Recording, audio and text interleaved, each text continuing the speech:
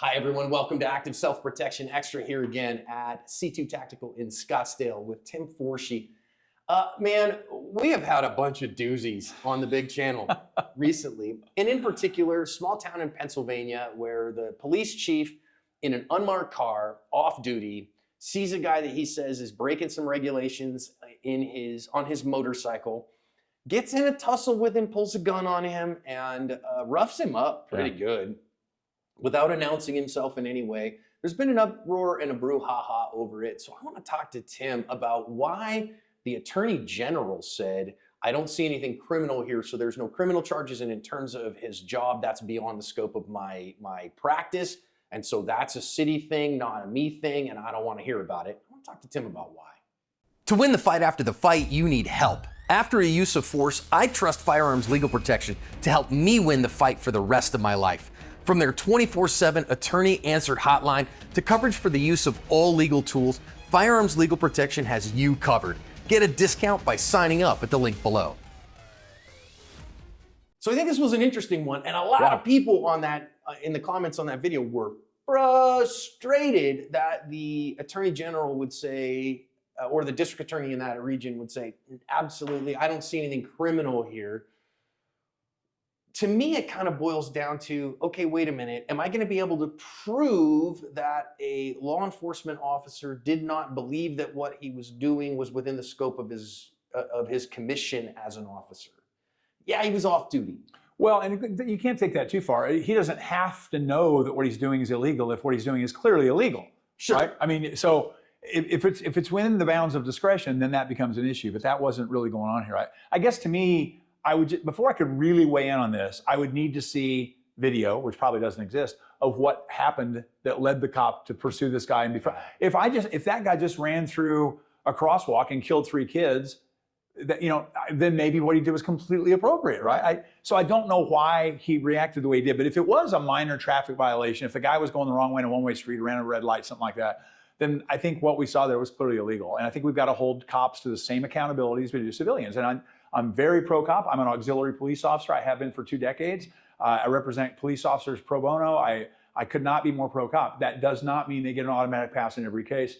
If they screw up and it's criminal, they should be treated exactly the same as anybody else who commits a crime, in my opinion. Well, and I think it's important to recognize that they originally charged the young man on the motorcycle with a whole bunch of crimes. And that went away, right? Then eventually the district attorney was like, yeah, we're just going to dismiss all these charges. And I think in the hopes that, like, hey, we'll let that go if you let this go, like offsetting penalties, replay second down. The greedy a-hole lawyer in me, which of course I'm a lawyer, so that always rises to the top. I'm like, I wonder if this guy has an attorney. I wonder if have we looked at the the Title 42, Section 1983 lawsuit here? Because I'd be interested in taking that case on. Maybe they dropped the charges in the hopes that this thing would just sort of tamp down. I wouldn't be a bit surprised, Yeah. But again, from a civil perspective, does he have a tort against the city? I mean, well, again, I think he has a civil rights violation under 1983, and that'd be the one I'd be interested in. But he gonna get paid I think he's got a case against the cop personally. I think he's got a case against the city. I think that it's a federal case. So I think that, and again, I don't know what happened before, right? So if this guy did go out and do some really, really horrible stuff, and this police officer witnessed it, that changes the entire analysis of the video. It changes my opinion. But I'm hearing that that's not the case. And if that's not the case, then what in the hell is this cop thinking? I mean, well, and I get the idea that says that, cops are never off duty, right? They're always on duty, especially the chief of police. Yeah. Except for, that's actually, in some jurisdictions, they tell them that as part of their employment. Like, you're always, working, and if you see something, you got to do something. Bullcrap, man, you're not paying me. I'm off the clock. I'm not doing that job. I'm not taking that risk, because guess what happens here? This cop got fired for screwing up off the clock. I agree with all that. I'm not saying cops should be on duty 24 hours and we pay them for 8. I don't think that's fair either. But I also think that a smart cop will realize that they make enemies and that people stalk them and that they find where they live at home. And so they've got to comport themselves in a conditioned yellow defensive mindset at all times, for sure. Well, should they be looking to arrest people for minor violation? No, he's off duty. The guy's drunk. Maybe I'll call it in just like any other civilian would. Right. But am I going to take the guy down and use my zip tie that I carry in my sock? Come on. No, that's not something we should expect from cops. And I think cops, again, being prepared for somebody that I arrested previously is mad, and so he wants to fight me or he wants to ambush me, being prepared for that, just like you and I would be prepared for that if we had a beef with somebody, sure. Again, going out of the way in an unmarked car when I'm in civvies to enforce a traffic enforcement at gunpoint, that's a problem. Now, there is that part of this that, and I think the pointing of the gun is where people get really frustrated. Yes. And the challenge there is that cops point guns at people every day, and they do so at very low kind of provocation, right? A cop uses a gun pointing in their duties as a deterrent and as a compliance tool. And depending on where you are, I know cops that in Maryvale here in town, that work in Maryvale. Maryvale is a rough part of Phoenix. We call it Scaryville. That might point a gun at somebody every shift. Yeah. And then I know cops that maybe they work in North Scottsdale and their gun ain't been out of the holster since their last qualification. Right. You know what I mean? Like, it depends on the cop. But sometimes that gets them in the mindset they can point a gun at anybody. Yep. And that's a problem. It's a real problem. And The other thing, when I watched this video, is I wondered if it was just, I mean, and you almost hate to say this because you hope police officers are better than this, but road rage. Did this guy just cut the cop off? Did he flip the cop off? Because the cop's in a plainclothes car and unmarked, and maybe the guy was being a jerk in traffic and flipped the cop off, and the cop was like, "Oh, really? You're gonna play that with me? I'm the police chief here, pal." And he turned into Brian Dennehy in First Blood, and that's what I mean. That seems to sort of fit the narrative. Something like that may have happened. I don't know. Obviously, I don't know, but that would be. Yeah. This cop just lost his cool. He became filled with rage, irrationally, which has happened to most of us. And unfortunately, he's got the authority in his mind, and the badge, and the lights on his car, which he turned on later, and a gun, and he just focused on, if the only tool you have is a hammer, all problems look to be nails. So. And my challenge is it seems like either the chief misremembered, which is possible in human memory, or he lied about when he identified himself. Right. And again, I hate to cast aspersions. So if he misremembered, he reported that he announced himself as a police officer and turned his lights on to pull him over, when the video evidence shows he did not do that. Absolutely, yeah, exactly. And so again, that could be a mismemory. That could be a what we'd call a confabulation, but it's a pretty serious one. And so again, that comes off as, dude, you lied about this to cover your tracks. Right. Even if he didn't. So I think I look at the totality here and I go, wait a minute, man, you're off duty. I don't see any evidence for a serious felony here, but I see much more stuff that this could be a road rage incident. That to me, I kind of look at all these things and I go, man, if he had been charged, I would have understood it. And don't forget, road rage with a gun is a Class 3 dangerous felony. That's 7.5 years in prison with no priors. That's a serious crime. So. That's going to do more than destroy his career. So, and I'm not necessarily saying that should have happened here, but I think that there should have been some consequences to this. And getting fired is, that's what, if I say the wrong words to my boss, I get fired. This is above that. Well, and getting fired, I think what it was is they bought out his contract. Yeah. So don't throw me in that briar patch. Yeah. Who cares? Golly, we're going to pay you for the next 18 months to not work.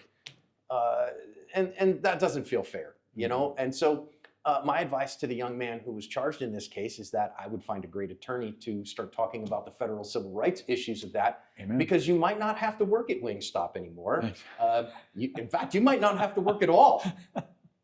There's that possibility. I'm not so sure it'll be that much money. Yeah, well, and I don't think that this is I don't think anybody's paying off their mortgages of every house they own for the rest of their life kind of a case, but it's a case that I think should be prosecuted civilly. That's why we have that system. So he probably can upgrade from the moto that he was riding. I would say yes. Maybe a nice four-wheeled something other would be within sight. Yes. Within sight on that stuff. And listen, as a rule, ASP is pro law enforcement, but we are not pro bad cop. Right. And we are pro doing the right thing for everyone. So, and a lot of people will say, hey, maybe he's not a bad cop. Maybe he just made a bad decision in a bad moment. I agree. Guess what? Those are the people I represent in my entire career. That forms the basis of my entire practice of law. Good people who had bad judgment at one particular moment and did something stupid that they didn't anticipate in one particular instant of their life, and it's changing the entire course of their life. And that can happen to cops too. Just because you're a cop, you don't get a pass on that. If you screwed up, you got to be held accountable. So this is one where I side here with, I think it was in a stand-up that Chris Rock did, that he was like, with police, we got to treat these guys. It's like, well, there's only a few bad apples. Imagine if we said that about airline pilots. You know, Exactly. like well, you killed 1,000 people in a 747 crash, but most of them are really good. most of them are pretty good. Like, no, we can't have errors in this profession. There's no tolerance for bad apples. There's in no this profession. tolerance Yeah. for bad apples. And do we find bad pilots? We do find bad pilots, indeed, and we weed them out. Yep. When they don't, they do things like crash and kill a bunch of people, and sometimes that happens. I think what we're finding from Canada, the recent in Toronto, the plane that overturned on the runway on landing was pilot error. It was significant pilot error, and maybe bad decision making. So all those people going to get paid. Thankfully, everybody lived through that one. We can't have that kind of stuff, right? And in law enforcement as well, all the training is so that you make good decisions. And if you make a bad decision, well, you got to be accountable for that bad decision. Simple as that. And again, we're not expecting perfection from these folks or anybody else. If it's a reasonable error, it should be an excusable error. Sure. If it's an unreasonable error, that's another matter. And I think what we saw here, and what I've seen with a lot of my clients, it was an unreasonable error, and they're going to be held accountable. At least they should be. Yeah, and listen, as a private citizen, the ones that Tim deals with all the time, you don't want to make an unreasonable error, because guess what? Then you're trying to ask the district attorney for plea agreements and trying to go, gosh, how do we stay out of prison? And or how do we minimize the prison time we're going to do? And those are bad days. Yeah. And you don't want to be those folks. So really bad days. I mean, you think you had a bad day, have that conversation with your family. I'll see you in a couple of years. And the government-sponsored bologna is not delicious. Well, people don't think about you think you can keep your mortgage on half the income that your family had? No, they're going to lose the house, and I mean, it's this downward spiral that just happens to most folks, and it's horrible. And you want to avoid it. You simply want to avoid it. Yes, Captain Gene tells us, be smart. Just be smart, fellas. Remember the be smart speech. Be kind. Yeah. Tim, thanks for the knowledge, man. Always, buddy. I don't know if you got much knowledge, but thank you. My pleasure.